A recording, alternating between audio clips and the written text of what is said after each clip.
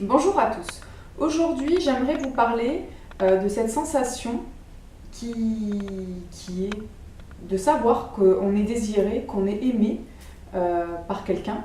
Et cela va impacter sur notre manière de nous positionner, de réfléchir et de ressentir.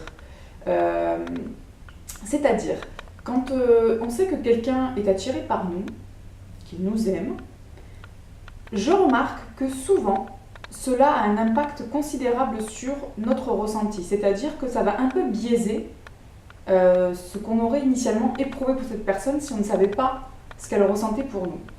Quelqu'un que vous connaissez ou pas, on s'en fiche, c'est pour que vous compreniez un petit peu ce que j'essaie d'expliquer, va vous signifier qu'il vous désire, qu'il a des sentiments naissants pour vous, ou carrément qu'il vous aime depuis des années secrètement.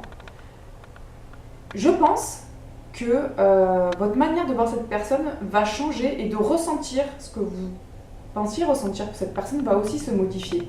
Parce qu'il va vous témoigner de l'intérêt, parce qu'il va vous témoigner de l'amour et du désir, votre manière de nourrir aussi votre ego, votre narcissisme, va répondre à ça. Alors c'est quelqu'un pour qui vous n'avez aucun intérêt, rien du tout. Du coup, ça risque sûrement juste de vous flatter, de vous faire ni chaud ni froid.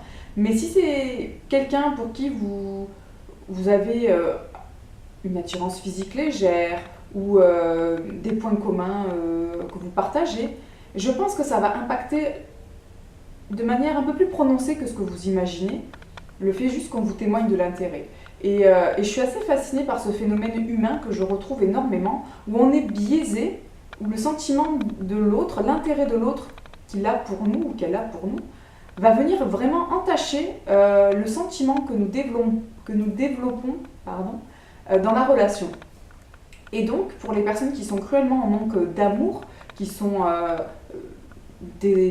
voilà, je parle de l'enfant intérieur, des enfants qui ont été mal aimés ou trop ou pas assez, du coup ça va venir un peu combler quelque chose, mais ça ne sera pas la bonne personne, ça ne sera sûrement pas le bon sentiment non plus, mais parce qu'on a besoin de se remplir de ça, de l'amour, du désir, et de voir qu'on plaît, qu'on est unique, bah ça va venir vraiment perturber notre ressenti, et du coup on va se dire ah mais peut-être que moi aussi je suis amoureuse, peut-être que moi aussi je suis amoureux, et en fait je pense que ça vient juste tronquer quelque chose de l'ordre de notre blessure à nous, de nos besoins à nous, parce qu'on a tous besoin d'être aimés et d'être désirés, mais de savoir que quelqu'un est attiré par nous et nous aime, ça vient considérablement, pour la plupart d'entre nous je dirais, perturber notre ressenti initial qu'on aurait juste si on vous pose la question qu'est-ce que tu penses de cette personne, qu'est-ce que tu ressens pour cette personne.